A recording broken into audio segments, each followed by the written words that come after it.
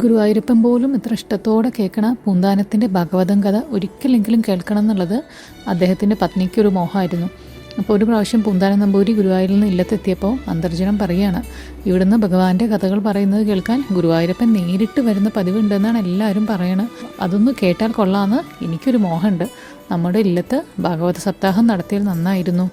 ഇവിടുന്ന് കഥ പറയുന്നത് കേൾക്കാൻ ഗുരുവായൂരപ്പനും ഇങ്ങോട്ട് വരുമല്ലോ, അതൊരു സുഹൃതല്ലേ. അപ്പോൾ ഇത് കേട്ട് പൂന്താനം നമ്പൂരി ഒന്നും മിണ്ടിയില്ല. കാരണം 7 ദിവസം നീണ്ടു നിൽക്കുന്ന സപ്താഹം നടത്താൻ ചിലവ് ഒരുപാടുണ്ട്. പാരായണത്തിനൊരു പണ്ഡിത ശ്രേഷ്ഠനെ വിളിക്കണം, അദ്ദേഹത്തിന് ദക്ഷിണ നൽകണം, ദിവസവും പാരായണം കേൾക്കുവാനായി വരുന്ന ആൾക്കാർക്ക് സദ്യ കൊടുക്കണം. അങ്ങനെ ഒരുപാട് ചിലവുള്ള കാര്യമാണ്. അതിനുള്ള സമ്പാദ്യം കയ്യിലുണ്ടായിരുന്നില്ല. അദ്ദേഹത്തിൻ്റെ മനസ്സ് വായിച്ചറിഞ്ഞ അന്തർജനം പറഞ്ഞു, സപ്താഹം നടക്കുന്ന ദിവസങ്ങളിലെ ഭക്ഷണത്തെക്കുറിച്ച് അങ്ങ് വ്യാകുലപ്പെടേണ്ട. അവിടുന്ന് നിത്യദാനത്തിനായിട്ട് തന്ന കുറച്ച് പൈസ ഇവിടെ ഇരിക്കുന്നുണ്ട്. പോരാത്തതിന് ഭഗവാൻ തന്നെ വന്ന് എല്ലാം നടത്തിത്തരും. അപ്പോൾ എല്ലാം ഭഗവാന് സമർപ്പിച്ച് സപ്താഹം നടത്താൻ തീരുമാനിച്ച് ഒരു ദിവസം നിശ്ചയിച്ചു. ആ സമയത്ത് ഇല്ലത്ത് അതിതേജസ്വിയായിട്ടുള്ള ഒരു ബ്രാഹ്മണനും പത്നിയും എത്തിച്ചേർന്നു. സപ്താഹത്തെക്കുറിച്ച് അറിഞ്ഞപ്പോൾ ബ്രാഹ്മണൻ അതിയായ സന്തോഷത്തോടെ പറയുകയാണ്, അത്യാവശ്യം ഭാഗവതം വായനയൊക്കെ ഞാൻ ശീലിച്ചിട്ടുണ്ട്. അങ്ങേക്ക് വിരോധമില്ലാച്ച പാരായണം ചെയ്യാൻ അനുവാദം തരണം. അങ്ങയുടെ കഥ കേൾക്കാൻ ഞങ്ങൾ വരാറുണ്ട്. എത്ര കേട്ടാലും എൻ്റെ ഭാര്യയ്ക്ക് മതിയാവാറില്ല. ഈ സമയത്ത് തന്നെ അവിടെ എത്തിച്ചേരാൻ ചേർന്ന് ഭാഗ്യമായി. ഇത് കേട്ട പൂന്താനത്തിനും പത്നിക്കും വളരെ സന്തോഷമായി. നിശ്ചയിച്ച ദിവസം തന്നെ പൂന്താനം ഇല്ലത്ത് ഭാഗവത പാരായണം ആരംഭിച്ചു. ഇത്ര മനോഹരമായിട്ടൊരു പാരായണം ഇതുവരെ കേട്ടിട്ടില്ല. കേൾക്കുന്നവരുടെ ഉള്ളിൽ ആനന്ദം കണ്ണുകൾ സന്തോഷത്താൽ നിറഞ്ഞൊഴുകുന്നു. പൂന്താനം കഥ പറയാൻ തുടങ്ങുമ്പോൾ കഥ അവസാനിക്കുന്നത് വരെ ഗുരുവായൂരപ്പൻ്റെ രൂപം മാത്രമായിരുന്നു അദ്ദേഹത്തിൻ്റെ മനസ്സിൽ. ഇത്രയും ഭക്തിയോടെ മാധുര്യത്തോടെ ഇതിനു മുമ്പ് ഒരിക്കലും പറഞ്ഞിട്ടേ ഉണ്ടായിരുന്നില്ല. എല്ലാവരും മറന്ന് ഭഗവാനിൽ ലയിച്ചിരുന്നു. സപ്താഹ വായന കേൾക്കാൻ ആൾക്കാർ ഇല്ലത്തേക്ക് വന്നുകൊണ്ടേയിരുന്നു. എല്ലാ ദിവസവും ഉച്ചയ്ക്ക് ഭാഗവത പാരായണം കഴിഞ്ഞാൽ അന്തർജനം എല്ലാവർക്കും സദ്യ നൽകി സംതൃപ്തരാക്കി. ഭഗവാനിലലിഞ്ഞ് ദിവസങ്ങൾ നിമിഷങ്ങളായിട്ട് കടന്നുപോയി. വായനയുടെ സമാപന ദിവസം എല്ലാം ഭംഗിയായി അവസാനിച്ചു. പക്ഷെ അന്ന് അദ്ദേഹം അന്തർജനത്തെ അവിടെ എങ്ങും കണ്ടില്ല. അദ്ദേഹം അന്വേഷിച്ചപ്പോൾ പൂജാമുറിയിലെ കണ്ണൻ്റെ മുമ്പിൽ കണ്ണടച്ചിരിക്കുകയാണ്. ആ കണ്ണുകളിൽ നിന്ന് കണ്ണുനീര് ധാരധാരയായിട്ട് ഒഴുകണു. പൂന്താനം അടുക്കളയിൽ ചെന്നു. അടുപ്പിൽ തീ കത്തിച്ച ലക്ഷണമില്ല.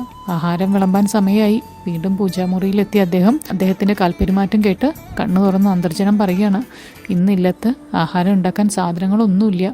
പറഞ്ഞ വാക്കു പാലിക്കാൻ എനിക്ക് സാധിച്ചില്ല. ഞാൻ മൂലം അവിടത്തേക്ക് മുഴുവൻ പറയണതിൻ്റെ മുന്നേ തൊണ്ട ഇടറി.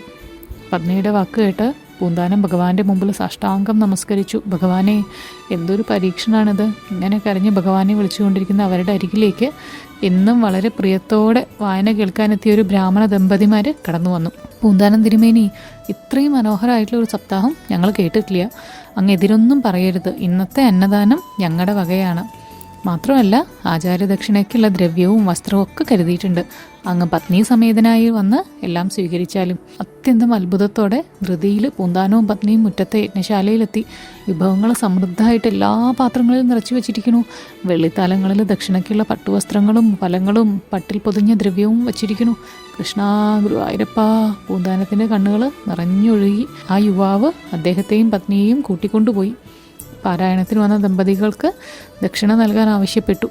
പറയാൻ കഴിയാത്ത ആനന്ദത്തോടെ അവർ ആ യുവാവിനെ അനുസരിച്ചു. അതിനുശേഷം ആ യുവദമ്പതികൾ തന്നെ എല്ലാവർക്കും വിളമ്പിക്കൊടുത്തു സദ്യ.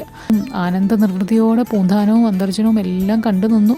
അവസാനം പൂന്താനത്തെയും അന്തർജനത്തെയും ഇരുത്തി അവർ ഭക്ഷണം വിളമ്പിക്കൊടുത്തു. പിന്നീട് ആ ദമ്പതിമാരെ ഇരുത്തി പൂന്താനവും പത്നിയും ആഹാരം വിളമ്പി.